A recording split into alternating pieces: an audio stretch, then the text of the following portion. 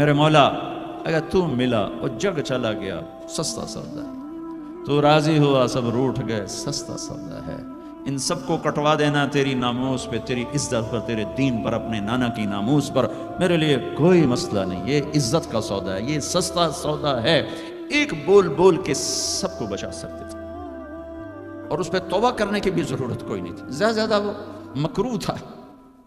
ایک ظالم کی بیعت کرنا جان بچانے کے لیے جائز ہے، ظالم کی بیعت کرنا جان بچانے کے لیے جائز ہے، لیکن چونکہ یہ عالی گھرانہ ہے، ان کی شان کے خلاف ہے، اور پوری آنے والی نسلوں کو سبق دینا ہے، تو اس لیے ان کا نہیں، یہ نہیں ہو سکتا، یہ نہیں ہو سکتا۔ حالانکہ یہ ہو سکتا تھا کہ اگر وہ اسے ناجائز بھی سمجھتے ہیں، یہاں کر کے مدینے میں جا کے توبہ کر لیتے کہ اللہ معاف کر دو۔ اللہ کہتا ٹھیک ہے، پہلے ہی جنت کے وارث ہو تم، پہلے ہی جنت کی وراثت ملی ہوئی ہے، سیدہ شباب اہل الجنت الحسن والحسین۔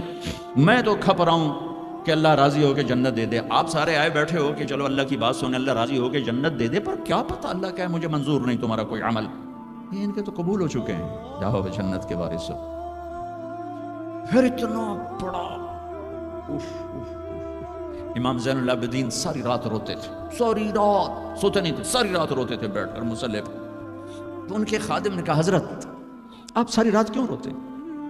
آپ دنیا کے بھی بادشاہ، دین کے بھی بادشاہ، اللہ نے دنیا بہت دے دی تھی امام زین العابدین، دین تو پہلے ہی تھے۔ تو وہ پھر رو پڑے اور فرمایا میرے دوست یعقوب علیہ السلام کا ایک یوسف گم ہوا تھا، وہ بھی مل گیا تھا، اور 40 سال اس کے پیچھے رو رو کے آنکھیں ختم کر دی۔ میرا تو سب کچھ میری آنکھوں کے سامنے ذبح ہو گیا، میرے بھائی، میرا باپ، میرے چاچے میری آنکھوں کے سامنے ذبح ہو کے نیزوں پہ چڑھ گئے، میں کہاں سے ہنسوں یا مجھے کہاں سے نیند آئے؟ چاہتا تو اس واقعے کو روکا جا سکتا تھا، یہ آفت کسی اور گھر میں اللہ ڈال دیتا، اپنے نبی کے گھر ڈالی، اور اللہ کے نبی نے خوشی سے منسوخ ہٹایا۔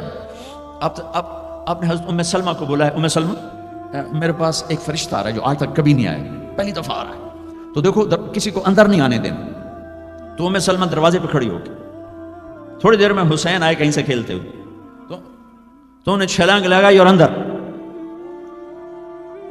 کچھ دیر کے بعد اندر سے اللہ کے نبی کے زور زور سے رونے کی آواز۔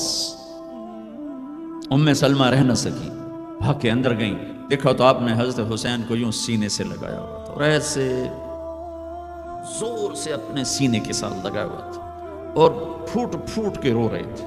بچوں نے کی پتا میرا نانا کیوں روئی جاتا ہے، اب پھوٹ پھوٹ کے رو رہے تھے، آپ کی ہچکیوں کی آواز تھی۔ ام سلمہ نے پوچھا میرے ماں باپ قربان آپ کیوں رو رہے؟ ام سلمہ یہ جو فرشتہ آیا ہے یہ مجھے خبر دے کر گیا کہ میرے اس نواسے کو میری امتی ذبح کر دی، مجھے مٹی دکھا کے گیا جہاں اس کو خون گرے گا۔ اگر میرے نبی ہاتھ اٹھاتے تو اللہ ہٹا دیتا یہ قربانی، ہاتھ نہیں ہٹائے، ہاتھ نہیں اٹھائے۔ تمہارے لیے ہاتھ اٹھائے، اولاد کے لیے نہیں اٹھائے، کہ ان کی قربانیوں کو اپنے دین کے لیے کھاد بنا دیا، ان کے خون کو اپنے دین کا پانی بنا دیا، ان کی بوٹیوں کو اپنے دین کی کھاد بنا دی، اپنے گھر میں رکھی قربان۔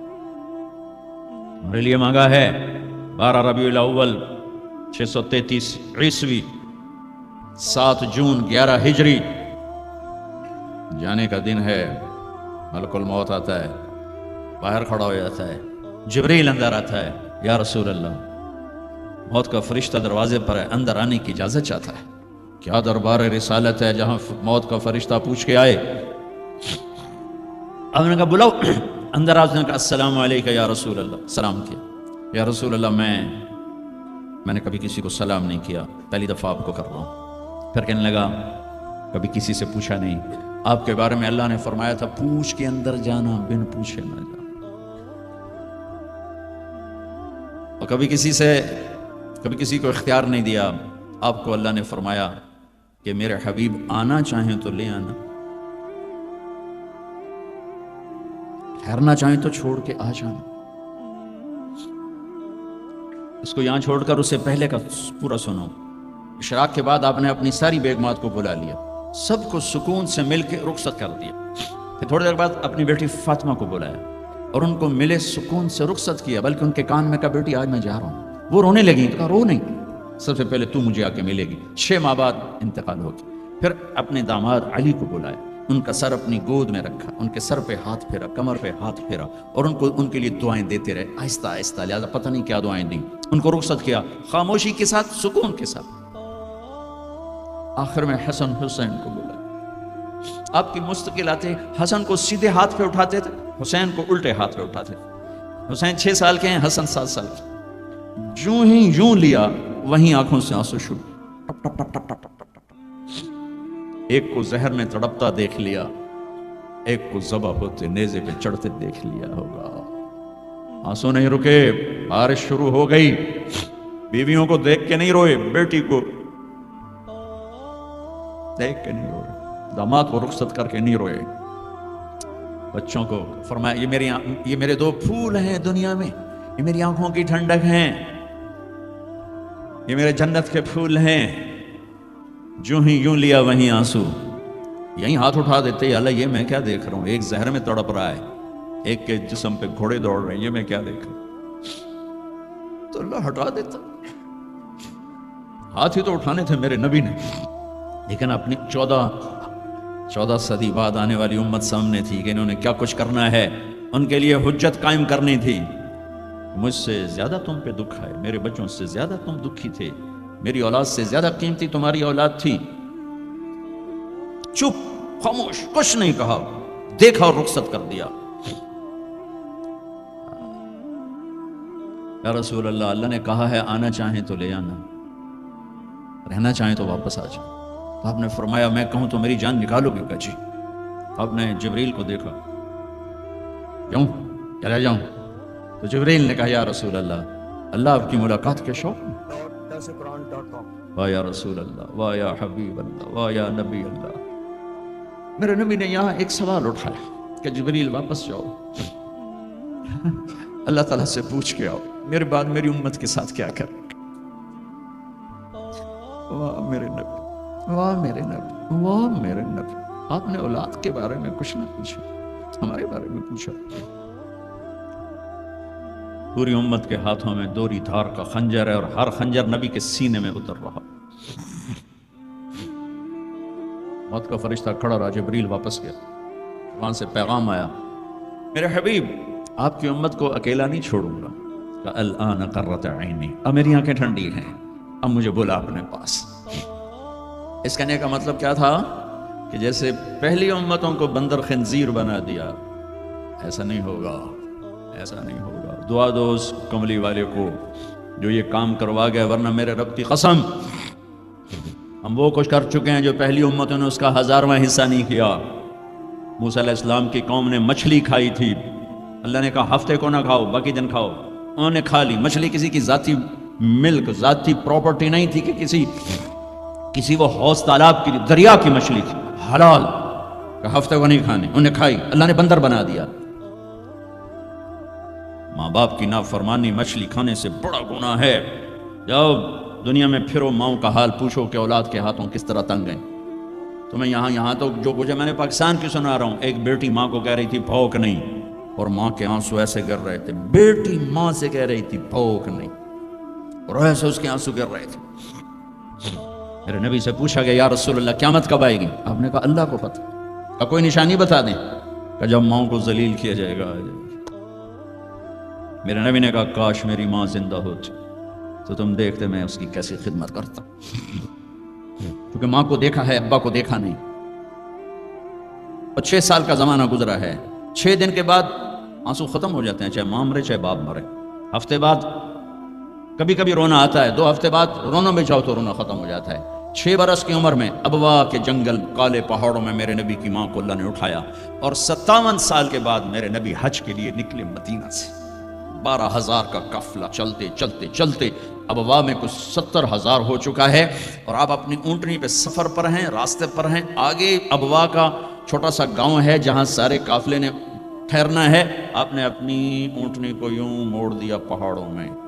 قریب کے لوگوں کو پتہ ہے کہاں جا رہے ہیں، باقی تو سب نیا مجمع ہے، وہ کہہ رہے ہیں کہاں جا رہے ہیں، کہاں جا رہے ہیں۔ آپ اپنی اونٹنی کو اندر چلتے چلتے چلتے چلتے چلتے چلتے ایک جگہ اونٹنی کو بٹھایا۔ ایک پہاڑ ہے 70-80 فٹ اونچا، اس پہاڑ پر چڑھے۔ وہاں ایسے ہی چوکور سا میدان ہے، باقی سارے پہاڑ یوں ہیں، سن 2000 میں بھی اماں آمنہ کی قبر کی زیارت پہ گیا تھا. جو میں وہاں، میں تمہیں کیا بتاؤں، میں یہ واقعہ ہزاروں دفعہ سنا چکا ہوں. ہر دفعہ ہی ایسے رونے بیٹھ جاتا ہوں کہ پھر میں وہاں نہیں کھڑا ہوتا، پھر میں وہاں ابوا پہنچ جاتا ہوں. میں دیکھتا ہوں 6 سال کی عمر میں میرے نبی کو اللہ نے یہاں اتنا بڑا امتحان دیا کہ جنگل میں ماں کو موت دے دی. 25 سال کی عمر میں ماں مر گئی، اچانک مر گئی، کوئی بیماری نہیں، کچھ نہیں، جس کو آج ہم ہارٹ اٹیک کہتے ہیں، ہارٹ فیلئر کہتے ہیں. اتنا آخری جملہ کہا، کل حی میت و کل جدید بال وقد ولدت طہرا. بولا نہیں جا رہا تھا تو بجھتے بجھتے بھڑکتی شمع نے کہا، بیٹا ہر زندہ نے مرنا ہے، ہر جوانی نے ڈھلنا ہے. لگتا ہے تیری ماں کا آخر آ چکا ہے، لیکن میں نے ایک بچہ جنا ہے جو سارے عالم کو پاک کر دے گا. اور شمع خاموش ہو گئی. کس طرح انہیں دفن کیا، میں وہاں کھڑا یہی سوچتا رہا کہ یہاں قبر بنائی کیسے ہوگی. پتھر ہیں، کوئی لوگ گزرے ہوں گے یا پتھر جوڑ کے. جب ایمن نوکرانی ساتھ ہیں، وہ ان کو لے کر نیچے اتری، اونٹنی کے قریب پہنچی تو آپ نے ہاتھ چھڑایا اور پھر بھاگے، پہاڑی پہ چڑھ گئے. ایمن پیچھے گئیں تو وہ منظر تھا کہ شاید اس وقت عرش بھی رو رہا ہوگا. اللہ کے نبی نے ماں کی قبر کو چمٹایا ہوتا سینے کے ساتھ، قبر پہ سے گرے پڑے. اور جب ایمن قریب آئیں تو وہ نوحہ کہہ رہے تھے کہ پتھر بھی پگھل رہے تھے کہ ماں جی آپ کو تو پتا تھا آپ کے سوا میرا کوئی نہ تھا، آپ مجھے چھوڑ کے کیوں چلے گئے، آپ مجھے چھوڑ کے کہاں چلے گئے. ایمن نے اٹھانا چاہا، انکار کر دے گا، میں نہیں جاتا، میں نہیں ماں کو چھوڑ کے جاتا. کھینچ کے لے گئی، گھسٹتا ہوا بچہ پہاڑ سے اتارا. 2 دن روتے روتے مکے کا سفر ہے، پھر کھانا بھی بند ہو گیا، پینا بھی بند ہو گیا، سوائے زمزم کے چند گھونٹ پانی کے سارا دن نہ کھاتے تھے نہ پیتے تھے، اکیلے بیٹھے رہتے، نہ ماں نہ باپ نہ بھائی نہ بہن. اللہ 57 سال کے بعد ماں کی قبر پر پہنچے اور قبر کے سرہانے آ کر بیٹھے، گوڈے اوپر اٹھائے اور ہاتھ یہاں رکھے اور سر گوڈوں میں دے دیا، جیسے چھوٹے بچے رونے کی پوزیشن بناتے ہیں. یہ چھوٹی جگہ میں دکھا نہیں سکتا. اور پھر جو رونا شروع کیا، اتنا روئے کہ ساری داڑھی سارا سینہ آنسوں سے بھر گیا، جیسے کوئی معصوم بچہ، جیسے 6 سال کا محمد رو رہا صلی اللہ علیہ وسلم. اتنا روئے کہ وجود ہل گیا. اور پھر فرمایا کہ میں آگے نہیں جاؤں گا، میں رات یہیں رہوں گا.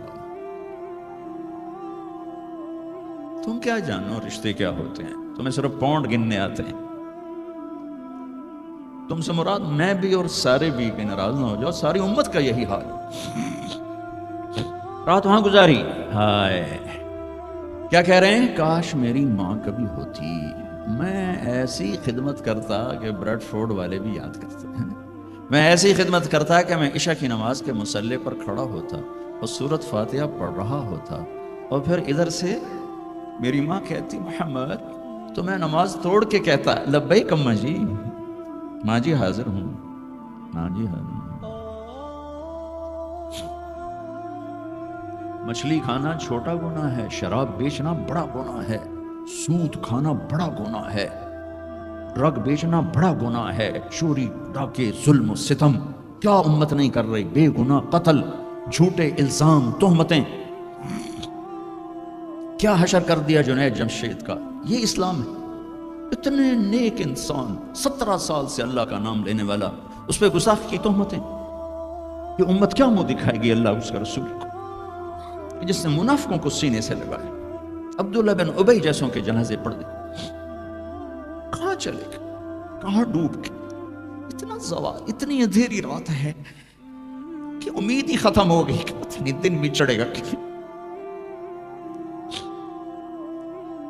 دین کے نام لینے والے جب دین کو ذبح کرنے پہ آ جائیں، ممبر پہ بیٹھنے والے جب نفرتوں کی آگ بھڑکانے لائے، کس سے غلطی نہیں ہوتی. ایک پاک انبیاء کی ذات ہے جن کی زبان پہ اللہ بولتا. باقی طارق جمیلہ روزانہ مجھے 40 سال ہو گئے بیان کرتے ہوئے، میں خطا نہیں کروں گا تو اور کیا کروں گا. مجھ سے پوچھو تو صحیح، میں غلطی سے کہہ گئے، جان بوجھ کے کہہ گئے، ہو سکتا ہے میں نے غلطی سے کہہ دیا. اللہ نے توبہ رکھی ہے، کفر کی توبہ. یہ میں درد سے بول رہا ہوں، زوال ہے، زوال خوفناک زوال ہے. جب ممبر پہ بیٹھنے والے دین سے اتنے دور چلے گئے، عوام کا کیا؟ طلحہ نے نبوت کا دعویٰ کیا اور لڑائی کی صحابہ سے. عکاشہ بن محسن جیسے بدری صحابی کو شہید کیا، اتنے بڑے مقام کے صحابی کو شہید کیا. اور حضرت عمر کے زمانے میں توبہ کرنے آیا، آپ نے گلے لگا لیا، توبہ تو سب کفر کے نبوت کے دعوے. میرا اللہ کہتا میں تو ہر بیان میں کہہ رہا ہوں کہ دھرتی گناہوں سے بھر کے ایک دفعہ کہو یا اللہ میری توبہ، تو اللہ کہتا جاؤ سب معاف کیا. یہ میں زوال بتاؤ. آج امت اتنی پستی میں چلی گئی ہے کہ اس قدر فرقہ واریت نے ایک اجتہا کی شکل اختیار کر لی ہے. ایک دوسرے کو سلام کرنے سے کافر کافر کافر، کتے خنزیر. میرا نبی ایسے بولتا تھا. میں انسان ہوں، بول رہا ہوں، بولتے بولتے کوئی غلط جملہ بول سکتا. گستاخی کا جان بوجھ کے کرنے والا یقیناً دائرہ اسلام سے خارج. عمل چھوڑنے سے آدمی کافر نہیں ہوتا، گستاخی کرنے سے. نماز چھوڑنے سے کافر نہیں ہوتا، گناہگار ہے. نماز کی گستاخی کرنے سے وہ دائرہ اسلام سے نکلتا ہے، لیکن اس کے لیے بھی توبہ کا دروازہ کھلا ہوا ہے. لیکن یہ کتنا تعصب ہے، نفرت ہے کہ ایک آدمی کی 17 سال کی پاک زندگی کو ایک غلطی پر کفر بنا دیا. یہ گراوٹ ہے، زوال ہے. ہمیں بندر خنزیر بنانے کے لیے فرقہ واریت ہی کافی تھی. اس کملی والے کو دعائیں دو جس نے حسن حسین کو ذبح ہونے دیا. تمہارے لیے ہاتھ اٹھا، میری امت کے ساتھ کیا کرے گا پوچھ کے ہو. اور وہاں سے جواب آتا ہے ساتھ دوں گا، یعنی یہ نہیں کروں گا جو پچھلوں کونوا قردۃ خاسئین، ہو جاؤ بندر خنزیر. یہ نہیں کروں گا. ہو جاتا یہ کفر از کعبہ برخیزد کجا ماند مسلمانی. بھائیو، میرے نبی نے بڑے دکھ دیکھے ہیں اس امت کے لیے. اسے مت توڑو، مسلمان بن کے رہو، فرقوں میں مت بٹو. اس امت میں صحابہ کے دور سے اختلاف ہے. میرے نبی نے دعا مانگی تھی اللہ میں اختلاف نہ ہو. اللہ نے کہا میرے محبوب اختلاف ہوگا. اس کا مطلب ہے اس کے باوجود ہمیں محبت کا حکم ہے. میرے نبی نے فرمایا اسلام کا سب سے عظیم عمل کیا ہے؟ صحابہ نے کہا نماز. آپ نے کہا نہیں. ان کا جی جہاد. آپ نے کہا نہیں. روزہ نہیں. حج نہیں. صدقہ نہیں. اچھا تو کیا ہے؟ آپ نے کہا محبت. اسلام کا سب سے عظیم عمل محبت ہے. جو امت کو توڑنے والی بات کرتا ہے وہ میرے نبی کے سینے میں سب سے گہرا خنجر اتارتا ہے. جو امت کو فرقوں میں بانٹتا ہے.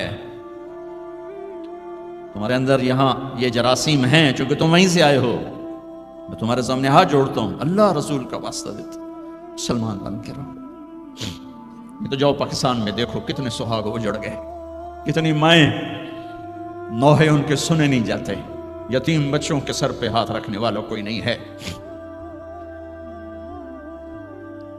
اس فرقہ واریت کی آگ میں جل گئے. میں آج کو نہیں روتا ہوں، میں بغداد کو روتا ہوں کہ بغداد میں یہی کچھ ہو رہا تھا. علماء آپس میں دست و گریباں، عوام دست و گریباں، سمجھانے والے روئے بس کرو بس کرو کوئی اور بڑی آفت نہ آ جائے. نہیں سمجھے، اللہ نے مٹا دیا. اسپین میں گیا 2-3 دفعہ، میں رویا ہوں. حکومت کے جانے پر نہیں رویا، میں اس پہ رویا ہوں کہ جس وجہ سے اسپین کا مسلمان تباہ ہوا اس کا ہر سبب پاکستان میں موجود اور نہیں سمجھ رہے. ممبر پہ بیٹھنے والے سے کیسے خطا نہیں ہو سکتی؟ کوئی لکھا ہوا جس کو وہ پڑھ رہا ہے، لکھے ہوئے میں بھی غلطی ہو جاتی ہے، نقل کرنے میں غلطی ہو جاتی ہے. پاک پاکیزہ زبانیں ہیں جن پر اللہ بولتا ہے وہ خطا سے پاک. میرے بھائیو، زبان کی غلطی کو کفر و اسلام، اختلاف رائے کو کفر و اسلام، اختلاف عمل کو کفر و اسلام. کیا جواب دو گے آپ؟ مسجد میں بیٹھے ہوئے ہیں، چہرے کا رنگ پیلا پڑا ہوا ہے. ایک صحابی آتے ہیں، کعب بن عجرہ، یا رسول اللہ ما لی اراک متغیر لو، آج آپ کو کیا ہوا ہے؟ آپ کا رنگ بڑا پیلا ہے. آپ نے پیٹ پر انگلی رکھی. کعب ما دخل جوفی ما يدخل جوف ذات کبد منذ الثلاث. کعب آج 3 دن گزر چکے ہیں میرے پیٹ میں ایک لقمہ داخل نہیں. اب باغ میں تشریف لے گئے. عبداللہ بن عمر ساتھ ہیں، کھجوریں گری پڑی، خراب کھجوریں اٹھا کے صاف کر کے مٹی جھاڑ کے صاف کر کے کھانے لگے، اور عبداللہ بن عمر سے کہنے لگے تو نہیں کھاتا؟ یعنی مجھے بھوک نہیں۔ آپ نے کہا مجھے بھوک ہے، آج چوتھا دن ہے میں نے کچھ نہیں کھایا، چوتھا دن ہے میں نے کچھ نہیں کھایا۔ یہ وہ ہستیاں ہیں جن کے لیے جنت کے دسترخوان زمین پہ آ سکتے ہیں، فرشتے ہاتھ دھلانے کے لیے کھڑے ہو سکتے ہیں، سونے چاندی کے محل کھڑے کیے جا سکتے ہیں۔ جس کو اپنے جگر کا ٹکڑا کہا فاطمہ، جس کو جنت کی عورتوں کی سردار کہا، جن کا آسمان پہ فیصلہ کیا پھر زمین پہ ظاہر ہوا۔ آپ نے ممبر پہ کھڑے ہو کے فرمایا لوگو جبریل میرے پاس اللہ کا پیغام لائے ہیں کہ میں اپنی بیٹی فاطمہ کو علی کے ہاتھ میں دے دوں۔ ان کے گھر تشریف لے گئے، وہ بیمار تھی۔ بیٹی میں اندر آ جاؤں؟ میرے ساتھ ایک عرب سردار بے عمران، عرض کہ یا رسول اللہ میرے گھر میں تو کوئی بڑی چادر نہیں جس سے میں کوئی پردہ کر لوں۔ اسی طرح چادر ممبر تک بھی بچھائی ہوئی، تو آپ نے اپنی چادر اندر کی، کہا بیٹا یہ لے لو میری چادر۔ باپ کی چادر سے اپنے جسم کو لپیٹا، آپ اندر آئے، پوچھا بیٹی سونا بیمار ہو کیا؟ تو باپ کو دیکھ کے رونے لگے، کہ یا رسول اللہ بھوک تو پہلے ہی تھی، اب بیماری بھی آ گئی ہے، دو امتحانات۔ طائف کے پتھر کھا کے مسکرانے والا، بہت پہاڑ میں دان توڑوا کے ثابت قدم کھڑا ہونے والا، بیٹی کے آنسوں نے موم کر دیا، اور آپ کی آنکھوں سے بے ساختہ آنسو آئے، اور آپ نے ایسے گلے لگایا اور آپ بھی رونے لگے۔ کہا بیٹی والذی بعث اباک بالحق، اس ذات کی قسم جس سے قبضے میں تیرے باپ کی جان ہے، اس ذات کی قسم جس نے تیرے باپ کو نبی برحق بنا کے بھیجا ہے، آج تیسرا دن ہے تیرے باپ نے کچھ نہیں کھا۔ پھر فرمایا میرے رب نے مجھے کہا ہے میرے محبوب یہ احد پہاڑ سونا چاندی بنا دوں، آپ کے قدموں پہ قربان کر دوں؟ تو میں نے کہا نہیں مجھے نہیں چاہیے، مجھے نہیں چاہیے، مجھے نہیں چاہیے۔ میرے بھائیوں، میرے نبی نے اس امت کے لیے اپنا سب کچھ لٹایا ہے، اپنے گھر کو لٹا دیا، قربان کر دیا۔ آخری تھے، آپ کے بعد کوئی آنے والا نہیں تھا، ہر شے مکمل کر کے دی۔ لا نبی بعدی ولا امت بعدکم، میں جا رہا ہوں، میرے بعد کوئی نبی نہیں آئے گا، تمہارے بعد کوئی امت نہیں آئے گی۔ فلیبلغ الشاہد الغائب، میرا یہ دین آگے پہنچانا تمہارے ذمہ ہے۔ بھائیو، آپ سب بھائیوں کی خدمت میں گزارش ہے، اپنی منزل اللہ کو بناؤ، اور رہبر محمد مصطفیٰ صلی اللہ علیہ وسلم کو بناؤ، جو آپ کو اللہ سے ملا دیں گے، اللہ سے جوڑ دیں گے۔ ہماری لاٹری نکلی کہ ہمیں محمد مصطفیٰ صلی اللہ علیہ وسلم جیسی ہستی ملے، آخری نبی، کائنات کے نبی، انسانوں کے نبی، جنات کے نبی۔ آپ تو گوہ کا لفظ شاید بھول گئے ہوں۔ گوہ ایک بڑا جانور ہوتا ہے، اتنا بڑا، جسے عرب جاہلیت میں کھاتے تھے۔ ہمارے ہاں چمار اب بھی کھاتے ہیں، جو خیموں میں خانہ بدوش بہت بڑا ہوتا ہے، چھپکلی نما۔ ایک بدو شکار کر کے گزر رہا تھا، آپ کی محفل سے گزرا، کون ہے یہ؟ بھائی وہ نبی ہے۔ آیا گوہ شکار زدہ مری ہوئی، اس کی دم سے پکڑ کے یوں پھینکا، کہنے لگا محمد یہ گوہ اگر کہہ دے تو نبی ہے تو مانتا ہوں، ورنہ نہیں مانتا۔ اور بڑے اطمینان سے کھڑا ہو گیا کہ مویا تو بندہ نہیں بولیندا، جانور کی بولنا ہے۔ اور وہ ایسے مری پڑی ہے، آپ نے کہا یا ضب یا ضب، اے گوہ۔ اس نے آنکھیں کھولی، سر اٹھایا، لبیک و سعدیک، میں حاضر، میرے بھاگ جاگ اٹھے، مجھے آخری نبی نے بلایا۔ یا زین من وافا یوم القیامہ، اے قیامت کے دن کو خوبصورت بنانے والے، ارشاد فرمائیے میں حاضر ہوں۔ آپ نے فرمایا من تعبد، کس کو یاد کرتی ہو، کس کی عبادت کرتی ہو؟ کمن فی السماء عرشہ وفی الارض سلطانہ وفی البحر سبیلہ وفی الجنت رحمتہ وفی النار عقابہ، میں اس کو یاد کرتی ہوں جس کا عرش آسمانوں میں، حکومت زمینوں میں، راستے سمندر میں، رحمت جنت میں، عذاب جہنم میں۔